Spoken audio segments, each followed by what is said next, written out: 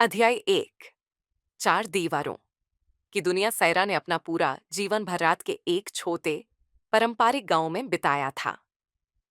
24 साल की उम्र तक उसने कभी उस दुनिया को नहीं देखा था जो उसके परिवार और समाज की सीमाओं से पारे थी। उसकी दुनिया सीमित थी। सुबह की प्रार्थना, घर के कामकाज और कभी कभार रिश्तेदारों के साथ बाजार तक की सैर। हर कदम पर परिवार की नजर होती थी और हर बात पर परंपरा की मुहार। सैरा का परिवार गहराई से धार्मिक था। नियम इतने सख्त थे कि घर से बाहर निकालते ही बुर्का पहनाना अनिवार्य था। उसके लंबे चमकदार बाल कभी भी नहीं काटे गए थे, न 1 इंच, न एक कतरा। उसकी माँ अक्सर कहा करती, एक औरत के बाल उसकी पहचान होते हैं, उसका सम्मान। इसे काटना ईश्वर के दिए हुए तोहफे का अपमान है। सैरा के बाल कमर से भी नीचे जाते थे, मोती लहरों में बहते हुए।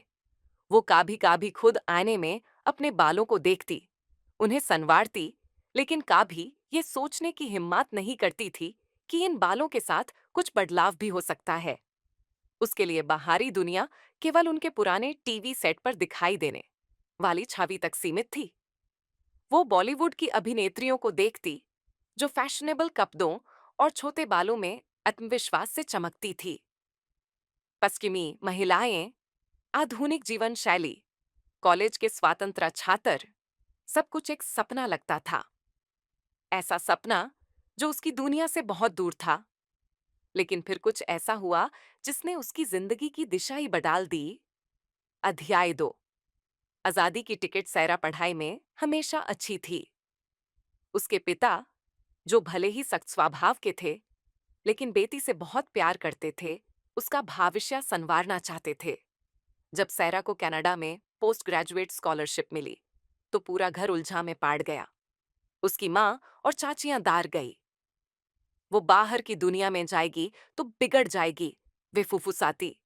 लेकिन उसके पिता ने एक रात सबके सामने कहा, सैरा मजबूत है, वो जहां भी जाएगी हमारी इज्जत बनाए रखेगी। और यूं एक दिन सैरा अपने बुरखे में लिपटी, अतीत को सीने से लगाए, एक नए भविष्य की ओर उड़ चली। अध्याय 3। एक नई दुनिया। जैसे ही वो टोरंटो पहुंची, संस्कृति का झटका उसे गहराई तक लगा। तेज रोशनी, रंग बिरंगी दुनिया, लोग बगों का खुलापन, सब कुछ उसके गांव की शांत जिंदगी से बिल्कुल उल्टा था। उसकी रूममेट अलीशा एक इंडो कैनेडियन लड़की थी। वो जीन्स और क्रॉप टॉप पहनती थी और उसके कंधे तक के बाल हल्के सुनहरे रंग में रेंज हुए थे। अलीशा ने सैरा का गर्मजोशी से स्वागत किया, लेकिन उसकी आंखों में उत्सुकता साफ थी। क्या तुम हमेशा बुर्का पहनती हो? उसने मुस्कुरा कर पूछा। सैरा ने धीरे से सिर हिलाया, थोड़ी झिझक के साथ। ये मेरी आस्था का हिस्सा है। अलीशा ने कोई और सवाल नहीं किया, लेकिन उनके बीच का अंतर स्पष्ट था। अध्याय 4। पहला कदम। गर्मियां आ चुकी थी। भारी कपड़ों में कॉलेज तक चलकर जाना मुश्किल होता जा रहा था। एक दिन माया, उनकी एक और दोस्त, ने सुझाव दिया, तुम सिर्फ हिजाब पहन सकती हो, बाल ढाके रहेंगे, लेकिन इतनी गर्मी नहीं लगेगी। सैरा का दिल दुविधा में था, क्या ये गलत होगा? लेकिन उसी रात उसने खुद को आईने में देखा, एक हल्का स्कार्फ सिर पर डाला और सोचने लगी, क्या वो अब भी वही सैरा थी? अगला दिन पहली बार उसने अपना बुर्खा छोड़ा और एक लंबी ड्रेस और हल्के हिजाब में बाहर निकली, जैसे किसी बैंड कमरे की खिड़की खुल गई हो। अध्याय 5। पहली कटिंग। एक शाम अलीशा और माया उसे एक सैलून ले गई। तुम्हें ट्रिम करवा लेनी चाहिए, माया ने सुझाव दिया। इतने लंबे बाल संभालना कितना मुश्किल होता होगा। सैरा के दिल की धड़कन तेज हो गई। बाल कटवाना, ये तो पाप था। लेकिन वो देखती रही कैसे अलीशा के बाल सालिके से कट रहे थे, कैसे उनकी धारें उसके चेहरे को और निखार रही थी। सैरा ने कांपते हुए हाथ से अलीशा के बालों को छुआ। वो मुलायम थे, हल्के थे और चमकते हुए लग रहे थे। एक अनजानी खुशी की लहर उसके दिल में उठी। जब उसकी बारी आई, उसने बमुश्किल कहा, सिर्फ थोड़े से, जो खराब हिस्से हैं। जैसे ही स्टाइलिस्ट ने पहली कट लगाई, उसका दिल जैसे रुक गया। लेकिन जब कटिंग पूरी हुई और उसने अपने बालों को छुआ तो उनमें एक नई ऊर्जा थी, हल्के, ताजगी भरे और सुलझे हुए। उसने खुद को आने में देखा और पहली बार खुद से नजर नहीं चुराई। अध्यय 6। और चाहत जगी वो हल्के से कटे हुए बाल जो सलोन में सिर्फ एक छोटी सी ट्रिमिंग के लिए काटे गए थे। अब सैरा के मन में एक नई चिंगारी बन चुके थे। पहले वो सोचती थी कि बालों को काटना एक गुनाह है, परंपरा के खिलाफ जाने जैसा। लेकिन अब जब भी वो अपने नए, थोड़े से छोटे और हल्के बालों को ब्रश करती थी, उसका दिल अजीब सी खुशी से भर जाता था। सुबह उठते ही सबसे पहला काम वो यही करती, आईने के सामने जाके बालों को हाथ से चलाना, उन्हें सुलझाना और उनकी नई शक्ल को देखकर मुस्कुराना। अब उसके बाल पहले से ज्यादा मैनेजेबल हो गए थे, न ज्यादा उलझा, न ज्यादा समय। उसे लगता जैसे सिर्फ बाल ही नहीं, उसकी पूरी सोच ही हल्का हो गई हो। कॉलेज में दोस्तों ने भी नोटिस किया। अलीशा ने एक दिन बोला, सैरा, तुम अलग लग रही हो, ज्यादा कॉन्फिडेंट, ज्यादा खुश। वो मुस्कारा के रह गई, लेकिन अंदर से एक अजीब सी एक्साइटमेंट थी। पहली बार उसने महसूस किया कि उसके चेहरे का फ्रेम अब बालों की वजह से और ज्यादा निखरा हुआ लग रहा था। जब वो लेक्चर के दौरान सिर झुकाकर लिख रही होती, उसके नए बाल उसके गालों से हल्की छुआ लेते और उसका दिल धाधक जाता, एक रोमांटिक सी फीलिंग के साथ। एक शाम वो अपने हॉस्टल के कमरे में अकेले थी। उसने आईना उठाया और लंबे समय तक खुद को देखती रही।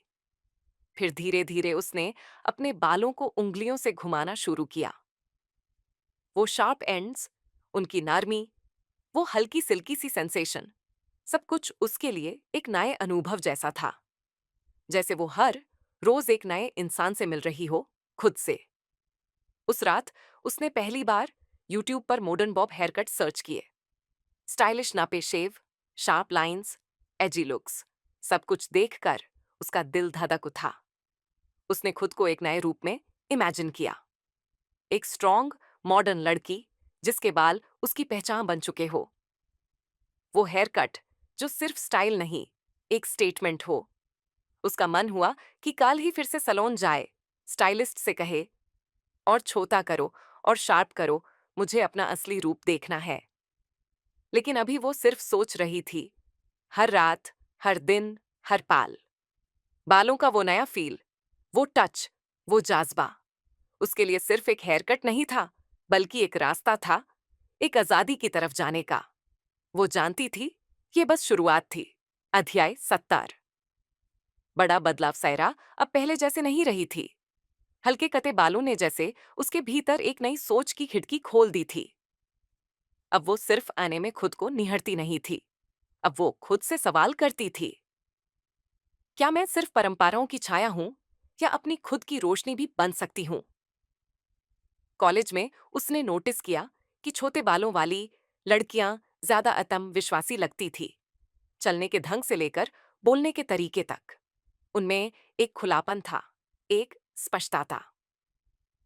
वो दिन रात यूट्यूब पर छोटे हेयर कट्स के वीडियो देखती। एंगुलर बॉब, ब्लंट कट, चिक पिक्सी, ये शब्द अब उसकी सोच का हिस्सा बन चुके थे। एक शाम जब बाहर बारिश हो रही थी और कमरे में हल्की सी रोशनी थी, सैरा ने अचानक खुद से कहा, अब और नहीं। वो अगले दिन सीधे कॉलेज के बाद सलोन पहुंच गई।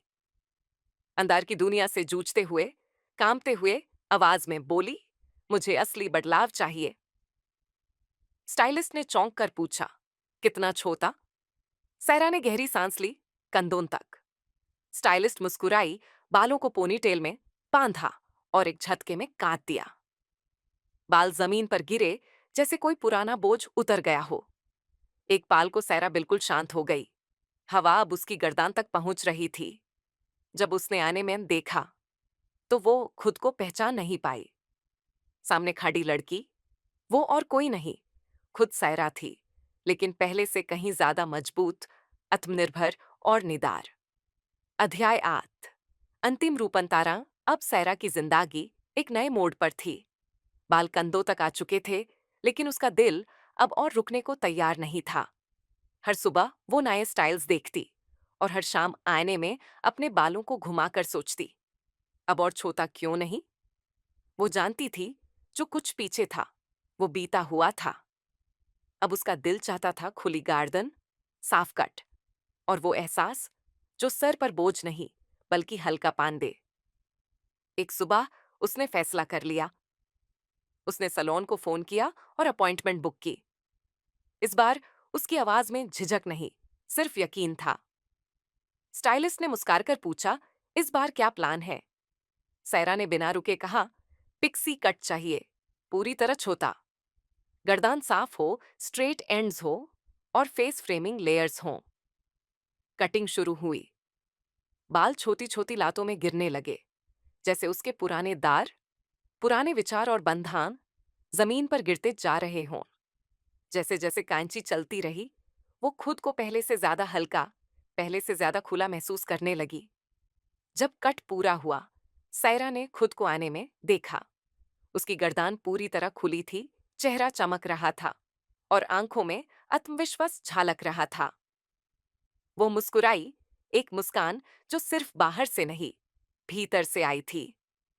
अब वो पूरी तरह से नई सायरा बन चुकी थी, आजाद, साहसी और खुद से प्यार करने वाली। अध्याय 9। एक नया जुनून, नया लुक अब सिर्फ बाहरी बदलाव नहीं था, ये उसकी आत्मा का प्रतिबिंब बन चुका था।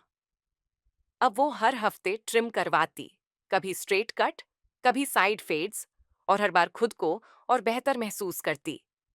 लेकिन सिर्फ खुद के बालों तक ही बात नहीं रुकी। अब उसे दूसरों को भी यह आजादी महसूस करानी थी। उसने हेयर स्टाइलिंग का एक शॉर्ट कोर्स ज्वाइन किया।